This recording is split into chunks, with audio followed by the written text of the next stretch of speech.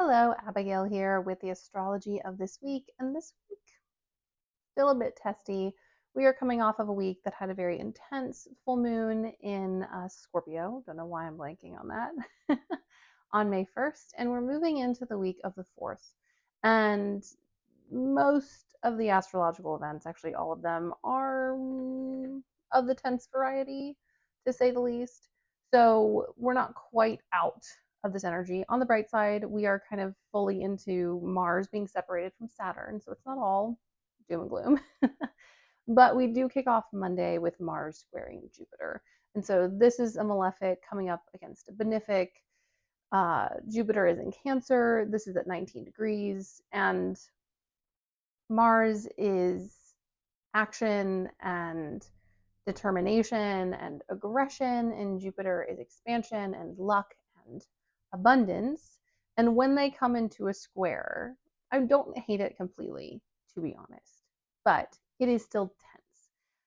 In my opinion, Jupiter squares are a variety of opportunities to create our own form of action, our own form of progress and luck and abundance. But coming up against Mars, we can see people fighting over resources. We can see some backstabbing involved.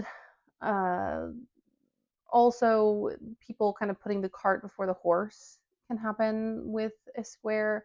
Not quite in the same way that a conjunction can do that, because that's like people powering ahead without information sometimes.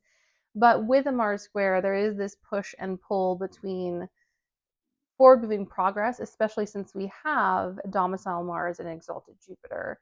So there is like almost a competition between what is good and what is best for us, and what is fastest and what is like most attainable in the moment. And so there's a balancing act of what should I wait on? What should I press forward with? I think a lot of us are also going to feel antsy and like, why hasn't the thing I've been manifesting come in yet? Is definitely a big theme here. Like, chop chop universe definitely is going to peak in this week.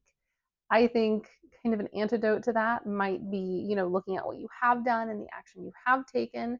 I think the square might actually be helpful if you are feeling stuck. You will feel stuck during the square. I'm not going to say that you're not. But on the other side of it, it definitely feels as though that we're getting some separation.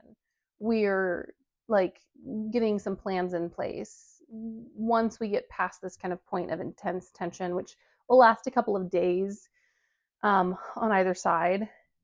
There is, to me, an opportunity for solutions that do bring in abundance, that do have positive forms of action in them. It's just important to kind of take our time to allow ourselves to be frustrated, and instead of acting on a frustration, seeing it as a symptom, working out a solution, and then creating steps moving forward. At least that's how I would look at it.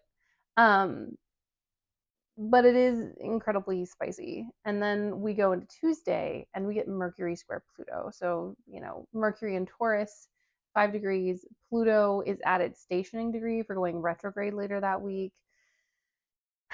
And it really feels, well, firstly, people are going to be popping off verbally all over the place. You might get some unwanted texts. You might find out some information you would rather not have known, or you're just like, what was the point of that? You're going to be forced to communicate with people that maybe you don't want to. There are like bigger themes of, you know, it's not quite a conjunction or opposition with Mercury, where I do see people like being very intentionally deceptive on a large scale.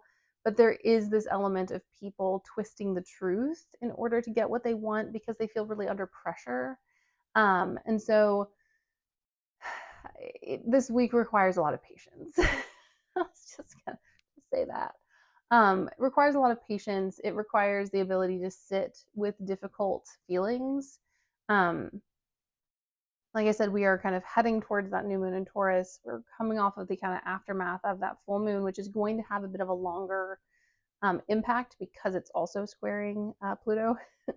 Yay. Um, but in this moment, I think once again, it's similar to the advice for the Jupiter square. Take some time, slow down, don't rush into this. Mercury and Jupiter, while very different archetypes, they both tend to move with a quickness. And so when we come up against squares, the impulse can be to, like with Mercury especially, to wiggle your way out of it. But we need to wiggle a little less. Take some time to intake what people are saying, observing and being conscious before you react. Big theme here. Also partially because anytime Mercury is in Taurus, your words have more weight, they are less likely to be forgotten. You will be held accountable for the stuff that you say. And so, in this moment, not only are we going to see people taking these kinds of actions, but we're also going to be seeing places, issues with places and spaces where maybe we have done something rash in the past, something with paperwork, possibly, where, or just a mistake was made during the Mercury retrograde. And so I can see the square being the moment where you have to fix it. And it feels very desperate and it feels very intense. So, just know that there will be fires to put out, especially early this week. On that same day, on Tuesday, we also have Mercury trine the South Node, which means it's also sextile the North Node. And so while we are dealing with past choices in a Pluto way, we're also dealing with past choices in a mercurial way. And we're having to find solutions and really mentally process the past in a big way, especially since the nodes will be shifting in a couple of months into a different sign. This is also a look back on this nodal cycle and journey that happened at this point about 16 months ago. And so we're really having to sit with choices and decisions that we have made in the past bit. And whether we like them or not, there's also a level of acceptance and looking to the future for solutions rather than looking to the past for why things didn't work. Um, we've learned our lessons. We don't need to constantly dwell. I think that Mercury square is going to also cause a lot of rumination and be like, oh, if I'd only done this, if I'd only done that, if I'd only changed this. So many different ways in which we can blame ourselves or wish things weren't as they are. Also, I do think with the Mars square Jupiter and then Mercury square Pluto, I think there's going to be a lot of nostalgia talk going on, where people, instead of like actively looking for current solutions and like how to make the world better now, they're fabricating worlds and places that never existed. Like, oh, if we could only go back 20, 30 years when the economy was better. Better for who? And also, it wasn't better. It was survivable and we hadn't reached this peak, but the past is the reason we are here. It's not a better place and this randomly being down and we're in trouble. No, no, no. We've had many problems. um I don't think it's a bad idea to use fantasy and stuff like that to escape, but just make sure that you're using them as like actual coping mechanisms and not as addictions. So if you are like hyper focusing on something or feeling really escapist, just be aware that you're being escapist. Just recognize that's what you're doing and be like, yep, and I am being escapist and that's what I want to do right now. So that when you're not, you can be fully present and in your body. It's also going to be a hard week to be in your body, to be honest. I, as a person with chronic pain, it's always a hard week, but when the energy is really rough, I can feel it. And I can tell you this, it is going to be a hard week, even if you don't have any conditions to be in your body. It is going to be uncomfortable with the energies we're dealing with. So slowing down is an excellent idea. You don't need to push yourself. This Mercury trine the South Node is also very past life stuff. You might see some people wandering back into your life. You might get some messages from people who you haven't talked to in a long time. You might have some interesting dreams or experiences. Also, you might just be like encountering a lot of people who remind you of other people, where you're like, oh, this person really reminds me of someone I grew up with, or they have the same name, or just a lot of interesting synchronicities, which I find always pop up when we have any type of nodal activity. With that sextile to the North Node, though, there are solutions to be found in this. Now, are the solutions not present? Are they things that we are projecting into the future? Are they places where both delusion, desire, and possible reality live. Yes. And so there is a balance to be kind of had here, which sextiles are actually quite good at, of like dreaming and hoping, and also understanding where we're coming from.